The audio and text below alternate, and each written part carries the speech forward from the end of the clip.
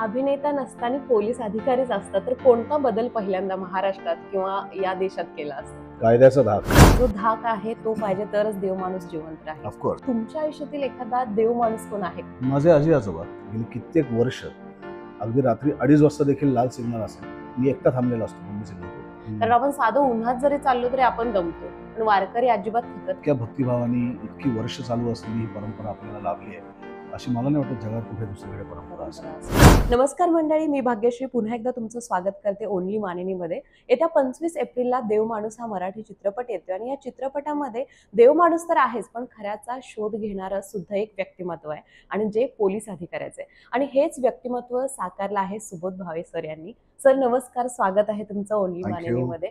Sir, बऱ्याचदा तुम्ही पोलिसाच्या भूमिकेत दिसलाय, पण देव माणूसची ही पोलीस अधिकाऱ्याची भूमिका कशी होती, कसा होता एक्सपिरियन्स? धमाल आहे. रवी देशमुख फारच धमाल आहे. याआधी मी बस्तामध्ये दिसलो होतो, गेस्ट रोल होता माझा. त्याच्यानंतर कालसूत्र नावाची आम्ही एक वेब सिरीज प्रोड्यूस केली, त्याच्यात मी आहे, पण ती अजून यायची आहे. आणि आता हा चित्रपट, पण आधीच्या 2 पोलिसांपेक्षा हा जरा वेगळा आहे. हा जरा थोडासा बेभरोशी आहे, अंदाज लागत नाही त्याचा नेमका काय आहे. पण एकदा त्यांनी शोध घ्यायला सुरुवात केली की मग तो कोणाचा ऐकत नाही, मग तो त्याच्या मुळापर्यंत जाऊनच थांबतो. असा एक बेभरोशी माणूस असलेला, पण प्रोफेशनली पोलीस म्हणून कोणालाही न सोडणारा आणि शेवटपर्यंत त्याचा शोध घेणारा असा पोलीस आहे. म्हणजे निश्चितच मला वाटतं प्रेक्षकांना हा पोलीस बघायला आवडेल. आणि जसं की ट्रेलर मध्ये सुद्धा आपण बघितलं की धमाकेदार सर तुमची एंट्री आहे आणि मी इथंच आहे म्हणून असा तुमचा डायलॉग सुद्धा आहे. तर मला ऐकायला आवडेल की याआधी सुद्धा ज्या पोलीस भूमिका केल्या त्यामध्ये आणि यामध्ये काय फरक जाणवला, यामध्ये अनुभव आणि त्या पोलिसांच्या भूमिकेमधला अनुभव कसा होता? प्रत्येक व्यक्तिरेखा वेगळी असते, त्या गोष्टीतलं त्यांचं स्थान वेगळं होतं, या गोष्टीतलं रवीचं स्थान वेगळं आहे. एक अशी घटना घडली आहे या चित्रपटात की त्या घटनेचे अनेक पैलू आहेत आणि त्या प्रत्येक पैलूमध्ये त्या रवीच्या समोर येणारा प्रत्येक माणूस हा संशयित आहे. आणि या सगळ्यामध्ये रवीचं पण काही स्थान आहे का हे आपल्याला गोष्ट जशी उलगडत जाते तसतसं आपल्या समोर येत जातं. पण फार सुंदर पद्धतीने बांधलेली गोष्ट आहे, लिहिलेली कथा आहे आणि तितक्याच उत्तम पद्धतीने त्याला पटकथेमध्ये सुद्धा आणि संवादांमध्ये सुद्धा नेहानी आणलंय. आणि तेजसनी त्या सगळ्या, एक ज्याला आपण म्हणूया की थोडीशी सस्पेन्स आहे, थोडीशी गूढता आहे, या सगळ्या गोष्टींचं भान ठेवून त्यांनी त्याचा वेगही अतिशय उत्तम त्या गोष्ट सांगण्याचा ठेवला आहे. त्यामुळे आपण त्याच्यामध्ये गुंतून राहतो शेवटपर्यंत. आणि अर्थातच उत्तम कास्टिंग, महेश सर, रेणुकाताई, सिद्धार्थ, अभिजित, की आपापल्या क्षेत्रामध्ये उत्तम काम करणारी सगळी माणसं एकत्र आल्यामुळे या सगळ्यांबरोबर ही व्यक्तिरेखा करताना मला जास्त आनंद झाला. कारण चांगल्या कलाकारांबरोबर आपल्याला काम करायला मिळणं, स्क्रीन शेअर करायला मिळणं ही एक फार पर्वणी असते आणि ती या चित्रपटाच्या निमित्ताने लाभली मला.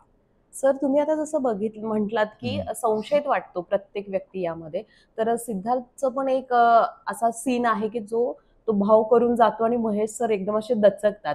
तर बघायला गेलं तर यामध्ये देव आणि दानवाच्या पण वेगवेगळ्या विकृती किंवा ती भावना जी आहे ती माणसातली दिसते. तुम्ही एक व्यक्ती म्हणून सर देव आणि दानव या गुणांकडे कसं बघताय? मला असं वाटतं जोपर्यंत आपण स्वतःच्या विवेकावरती आपण संयम ठेवून आहोत, आपल्या मोहमाया मदमत्सर या सगळ्या आपल्या मानवी भावनांवरती, तोपर्यंत आपण साधारणपणे देवत्वाच्या दिशेने प्रवास करतो असं समजावं. ज्या क्षणी आपला संयम सुटला आणि आपण वेड्यासारखे वागू लागलो आणि आपल्याला आपल्याबरोबर समोरच्याही जीवाची काळजी वाटेनाशी झाली, त्या क्षणी असं समजावं की आपण विकृतीकडे झुकायला लागलो. आणि आपण बघतोय गेल्या काही दिवसात समाजात घडलेल्या अनेक घटना आहेत की कळत नाहीत की खरंच माणसं आहेत काही कोण आहेत. आणि आपण त्यांना प्राणी म्हणू नये, कारण प्राण्यांचं आणि माणसांचं वर्तन होत नाही. प्राणी भूक लागतात तेव्हा शिकार करतात, माणसासारखी निष्कारण शिकार करत नाही. आणि इतक्या भयानक गोष्टी आपल्या समाजात आजूबाजूला घडत आहेत की ह्यांना माणूस म्हणावं का, हाही देखील प्रश्न आपल्या समोर उत्पन्न होतो. की कोणाचा तरी इतक्या क्रूरतेने जीव घेणं, कोणाला तरी इतक्या क्रूरतेने एखाद्या स्त्रीला अब्यूज करणं ही अत्यंत माणुसकीला काळीमा फासणारी गोष्ट आहे आणि ती आपल्याकडे सातत्याने घडताना आपण बघतो. कारण कायद्याचा धाक राहिलेला नाही. त्यांना असं वाटतं की ते सहज सुटतील या सगळ्यात. मला असं वाटतं ती कायद्याची भीती, ती कायद्याचा धाक तो राहिला नाही. आणि त्यामुळे कोणी उठतं आणि आपण बघतो की कोणी पोलिसाला मारलंय, कोणी वाहतूक पोलिसाच्या अंगावरती गाडी घातली. तर हे फार फार भीषण आहे. म्हणजे आपण नेमकं कुठल्या दिशेने आपण वाटचाल करतो हे कळत नाही असं वाटतं. आणि अशा अवस्थेत असा एखादा चित्रपट येतो की ज्याच्यामध्ये ज्यांनी गुन्हा केला आहे किंवा ज्यांनी गुन्हा करण्याची धमक दाखवली आहे त्याच्यापर्यंत जाण्याचा शोध घेण्यासाठी एक पोलीस अधिकारी धडपडतोय. असं वाटतं ही अत्यंत महत्वाची गोष्ट. म्हणजे थोडक्यात सर, जो धाक आहे तो पाहिजे तरच देव माणूस जिवंत राहील. ऑफकोर्स. सर, यानंतर तुमच्या आयुष्यातील एखादा देव माणूस कोण आहे का? त्या व्यक्तीबद्दल सांगाल का? माझे आजी आजोबा ती खरोखरच देव माणसं होती. आणि आता ते नाही आहेत, पण तरी सुद्धा त्यांनी जे संस्कार केले, त्यांनी ज्या आठवणी माझ्यासाठी मागे सोडल्यात त्या मला खूप पूरक आहेत पुढे जाण्यासाठी आणि चांगलं वागण्यासाठी. त्याच्यामुळे माझ्यासाठी ते माझे दोन्ही देव माणसंच होते. निश्चितच सर. यानंतर मी या प्रश्नाकडे येईल की तुम्ही ट्रेलरच्या लॉन्चला ज्यावेळी म्हटलं होतं की पोलिसांची जी वर्दी असते त्यामध्ये एक ऊर्जा असते, तर ही वर्दी तुम्हाला ज्यावेळी तुम्ही चित्रपट शूट करता त्यावेळी घालता, स्वतः वेअर करता, तर यावेळेचं फिलिंग कसं असतं? तुम्हाला नक्की ऊर्जा कशी वाटते?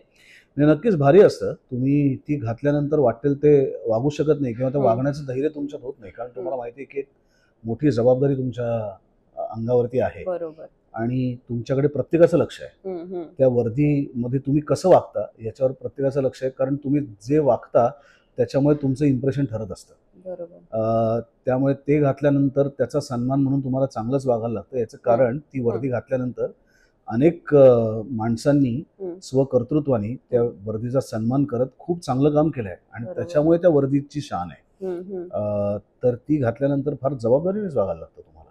म्हणजे जरी आपण अभिनय करत असलो तरी त्या वर्दीचं भान नेहमीच ठेवावं लागतं. प्रश्नच नाही.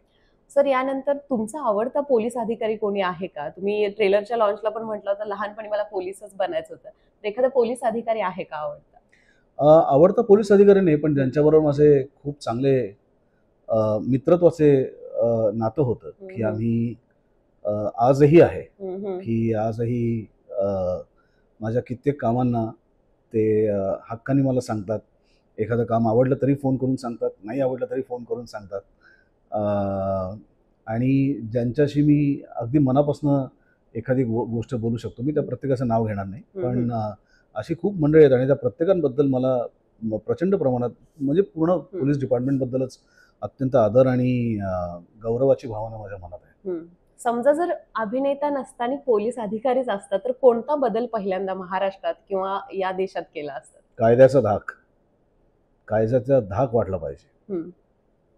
कोणाची हिंमत नाही होता कामा की इथे पोलीस असताना असं कुठल्या तरी घटना करण्याची हिंमत पण नाही होता कामा, अशी गोष्ट केली असते.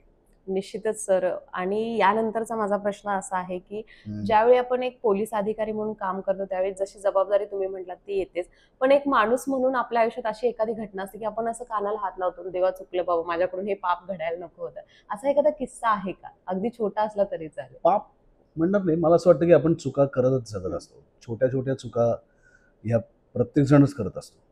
पण जसं पूर्वी कॉलेजमध्ये असताना सिग्नल तोडणं हा जन्मसिद्ध हक्क वाटायचा आणि त्याचं काही वाटायचं नाही. आमचेच एक पोलीस मित्र जे माझ्या आयुष्यात आल्यानंतर ॲक्सिडेंट झाल्यानंतर काय होऊ शकतं या गोष्टीची जाणीव त्यांनी करून दिली आणि त्याच्यानंतर आजतागायत गेली कित्येक वर्ष अगदी रात्री 2:30 वाजता देखील लाल सिग्नल असेल, मी एकटा थांबलेला असतो पण मी सिग्नल तोडत नाही. भारी आहे ही गोष्ट. सर, एवढे छान किस्से तुमच्याकडे असतील मला वाटतं. या चित्रपटाच्या शूटिंग दरम्यान एखादा किस्सा आहे का जो तुमच्या लक्षात राहील? कारण प्रत्येक भूमिका निभावत असताना किंवा प्रत्येक प्रोजेक्ट घेत असताना काहीतरी आठवणी आपण घेतो किंवा काहीतरी शिकतो, तर अशी कुठली गोष्ट आहे का? नाही, असं किस्सा नाही आहे. मला असं वाटतं की फलटण सारख्या अतिशय सुंदर शहरात आम्ही शूट करत होतो आणि मी ज्यांच्याबरोबर याच्यात काम करतोय त्या सगळ्यांबरोबर पहिल्यांदा काम करत होतो, त्यामुळे त्यांचं काम बघणं हेच माझ्यासाठी फार सुंदर अनुभव होता. किस्सा घडण्या इतपत असं काही तिकडे घडलं नाही. मला असं वाटतं की खूप गप्पा झाल्या, खूप आम्ही कामाविषयी गप्पा मारल्या, कलेविषयी गप्पा मारल्या आणि छान अनुभव होता तो सगळाच.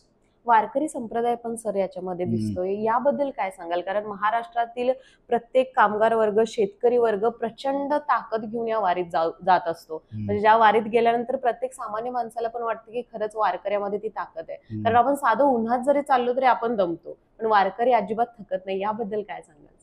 संस्कार आहेत ते संतांनी केलेले त्यांच्यावरती, आणि मला असं वाटतं की ते संस्कारच कुठेतरी महाराष्ट्रावरती आहेत हे विसरून चाललोय आपण. माझी बायकोही आळंदी ते पंढरपूर अशी 3 वेळा ती वारीला जाऊन आली, आणि तो सुद्धा एक्सपिरियन्स त्यांनी लिहून ठेवला आहे आणि फार विलक्षण आहे ते सगळं. मी देखील काही किलोमीटर त्यांच्याबरोबर चाललो होतो तेव्हा. त्यामुळे इतक्या भक्तिभावाने इतकी वर्ष चालू असलेली ही परंपरा आपल्याला लाभली आहे, अशी मला नाही वाटत जगात कुठे दुसरीकडे परंपरा असेल. बरोबरच. सर, या चित्रपटाच्या माध्यमातून प्रेक्षकांना काय सांगाल? मी काय सांगणार नाही. मला असं वाटतं आमच्या दिग्दर्शकाला जे सांगायचं आहे त्याच्यासाठी त्याने चित्रपट बनवलाय. मी आवाहन करीन की आवर्जून जा. 25 एप्रिलपासून महाराष्ट्रात सगळीकडे हा प्रदर्शित होतोय. आवर्जून जा, चित्रपट थिएटरमध्ये जाऊन बघा आणि तुमच्या प्रतिक्रिया पोहोचवा. धन्यवाद सर, इतक्या छान गप्पा तुम्ही आमच्यासोबत केलात. मंडळी, तुम्हाला ही जर मुलाखत आवडली असेल तर नक्कीच लाईक करा, आणि हो, जर तुम्ही आमच्या चॅनलला अजूनही नवीन असाल तर सबस्क्राईब करायला विसरू नका. धन्यवाद. धन्यवाद सर. थँक्यू.